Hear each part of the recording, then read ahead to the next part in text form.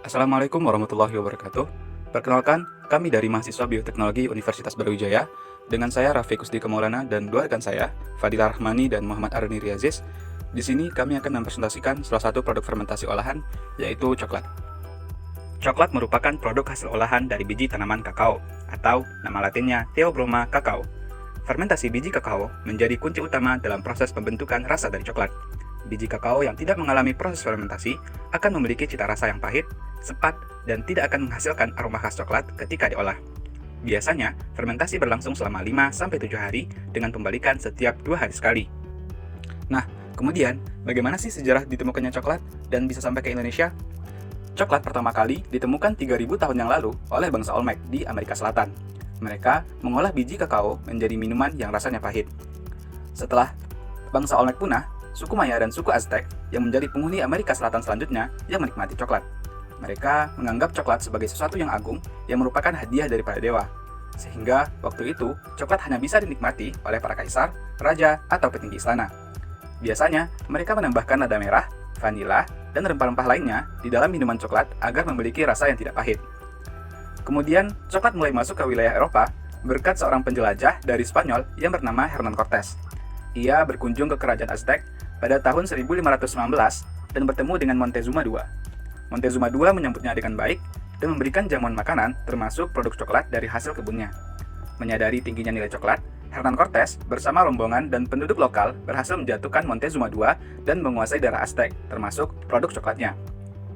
Hernán Cortés pun membawa coklat ke Spanyol pada tahun 1528. Masyarakat Spanyol menambahkan kayu manis, biji pala, dan gula pada minuman coklat yang dibuat. Di sini pula lah mulai dilakukan pembuatan coklat dengan proses fermentasi.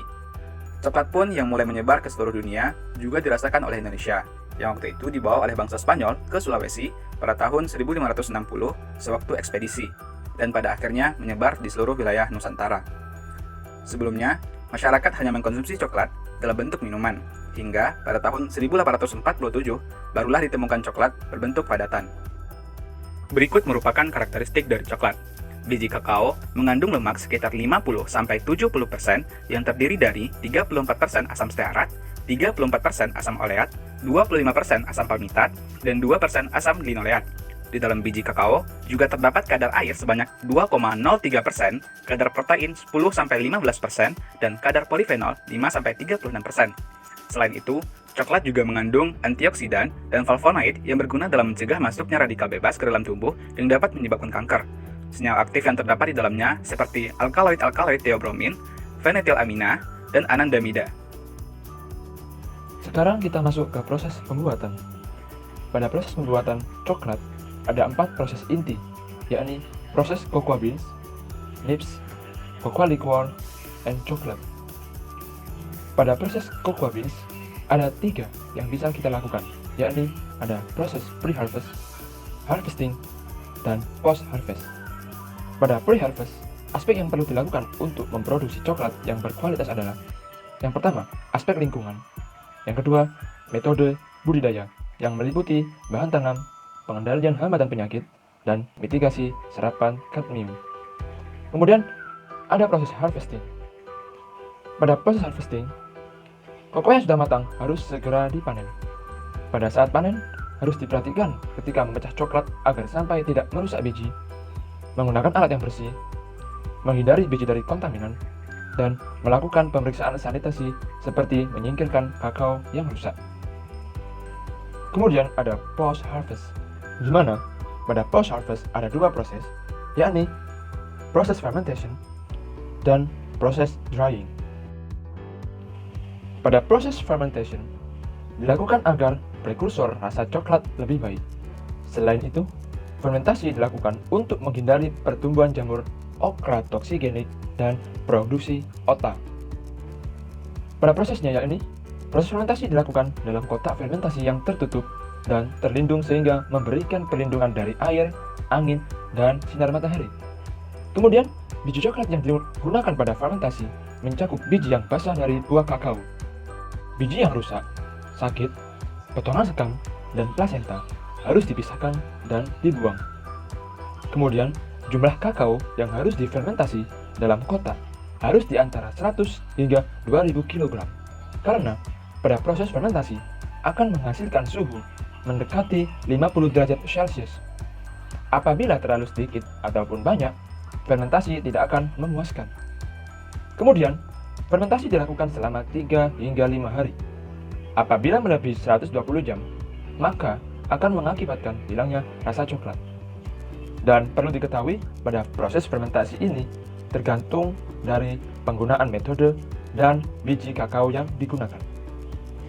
Kemudian setelah fermentasi, dilakukanlah proses drying, di mana proses drying ini harus dimulai segera setelah periode fermentasi untuk menghentikan biji kakao dari fermentasi berlebihan yang mengakibatkan hilangnya rasa coklat.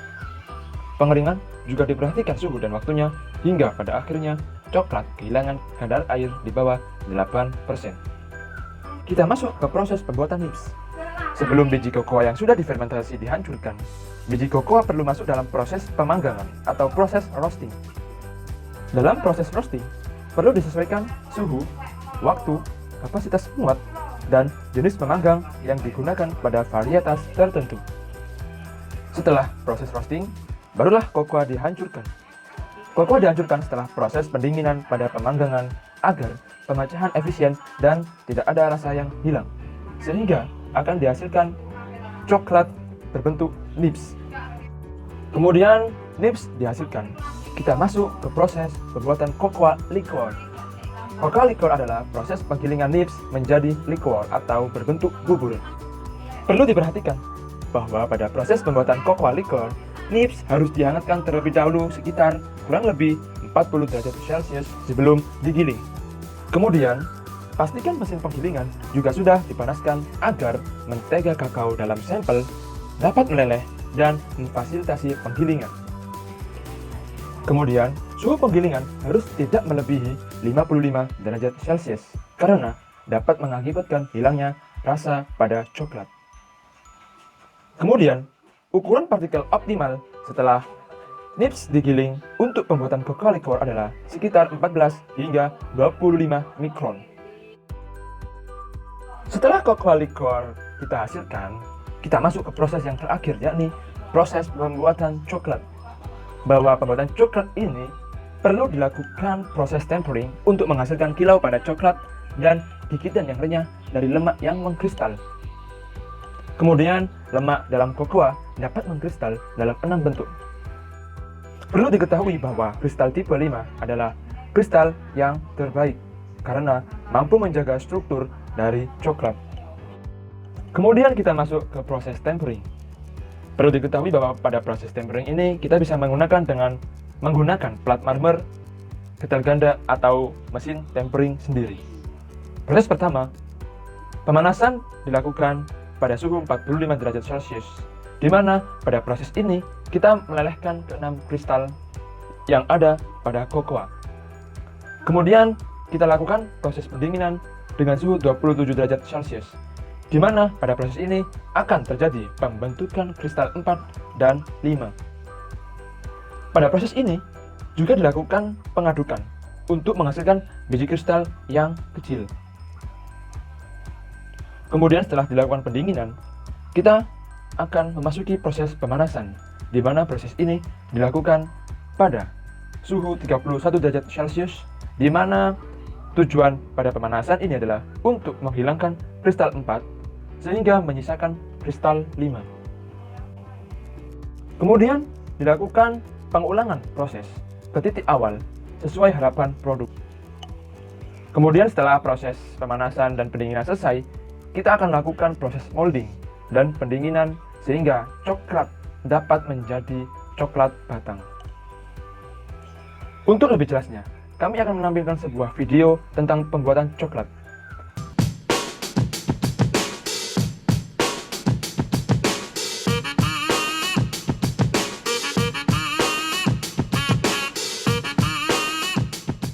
So the cacao pods are cut open and there's a mixture of fruit surrounding the seeds of the cocoa tree. Those are scooped out and generally put into sacks so that they can be taken somewhere to be fermented. This is a repurposed juicer that has a custom casing and set of blades for cracking the cocoa beans. We use them for separating the shell from the nib. like this, just pure nibs. And what we want to do is start to refine this so that we can turn it into ooey gooey, shiny, rich chocolate. These are like Indian spice grinders that are used for chai, curries. These have been repurposed for cocoa. We'll run it overnight and then we'll add sugar in the morning. This is after it's gone through the roller mill behind us. This is gonna get thicker and thicker and thicker, and then eventually you'll start to see like sugar granules coming out, and then the machine will start grinding the solids. You wanna recoat all the particles in fat, and you wanna reshape those particles. So since it's coming through here in a really tight space, it's flattening the particles, and that's great. We want small particles, but what we also want are particles that are rounded into a pearl shape, so that it rolls off your palate instead of like sticks to it. So they're gonna run this through 3 times, and by the end, it's just gonna be like a big knot of chocolate.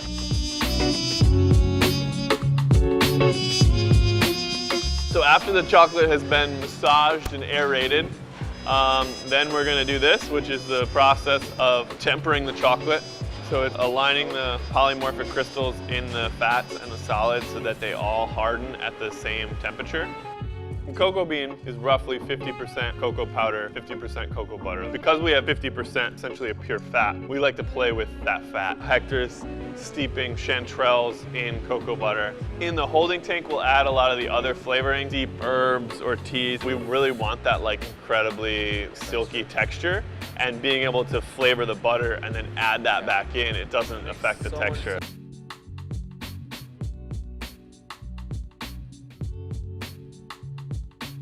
So then we'll roll the racks into this box. Humidity and chocolate don't mix, so it goes in there at like a dry 55 degrees for the chocolate bars to set perfectly. Rolled out, stacked up over here, put into these white bins.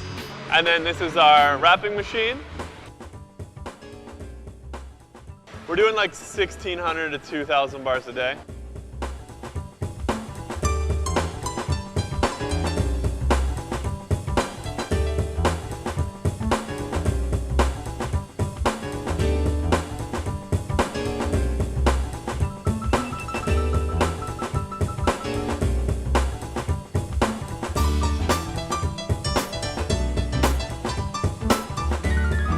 Selanjutnya, standar tersebut menetapkan biji kakao itu harus ada 3 poin utama, yaitu berdasarkan fermentasinya, bebas dari bukti pemalsuan, dan bebas dari benda-benda asing dan kontaminasi bau.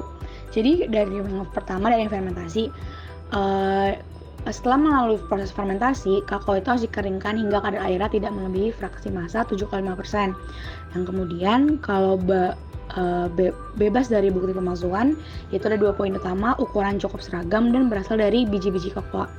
Jadi ukuran cukup seragam itu cocok untuk produksi bahan makanan dan berasal dari biji cocoa itu tipikal dari kelas atau asal yang ditentukan. Kemudian bebas dari benda-benda asing dan terkontaminasi, of course, karena ini adalah pangan itu akan masuk ke tubuh kita. Jadi bebas dari bekas biji pecah, serpihan dan cangkang. Lalu selanjutnya ada bebas dari bekas pengolahan, dari kelompok ledak, kacang pipih, kacang percambahan, residu dan simpanan. Karena dalam prosesnya itu cocoa itu tidak kulitnya itu tidak meliput, tidak mudah terlepas. Jadi pastikan selagi kita memproduksi kakao kita itu harus bebas dari benda-benda asing tersebut. Bisa dilihat dari tabel ini, standar nasional Indonesia biji kakao adalah SNI 0123231991 berdasarkan karakteristik dan persyaratannya. Jadi yang pertama, kadar air, berat B per B atau W per W, max 7,5%. Lalu biji berbau asap atau abnormal dan atau berbau asing, itu persyaratannya tidak boleh ada sama sekali. Serangga hidup juga tidak boleh ada sama sekali. Kadar biji pecah atau pecahan biji atau pecahan kulit masih ada terdapat itu maksimal 3%. Kalau lebih dari itu tidak lulus standar nasional. Lalu kadar benda-benda asing maksimalnya 0% itu.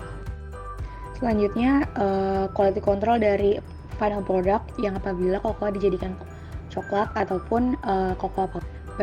Diambil dari kutipan di online library Wiley, yaitu dari kandungan lemak dan karakteristik. bisa dibagi menjadi dua, yaitu kualitas lemak, yang dimana karakteristiknya rendah asam lemak bebas, menunjukkan karakteristik leleh dan sifat pembandatan, serta aroma dan rasa yang dimana produk harus tanpa jamur, noda berasa, perisa asam, kedekatan dengan produk berbau tajam lainnya. Lalu untuk cocoa powder, minimal kelarutannya adalah 95% dengan yang dimana itu adalah sebuah good solubility. Lalu dengan shell content atau konten dari kulit coklat yang terdapat di cocoa powder kurang dari 5% dalam kakao kering bebas lemak, yang dimana itu baru bisa dipasarkan. Oke, cukup sekian pemaparan dari proses fermentasi kokoa dari kelompok kami. Semoga bermanfaat. Kurang lebih mohon maaf. Wassalamualaikum warahmatullahi wabarakatuh.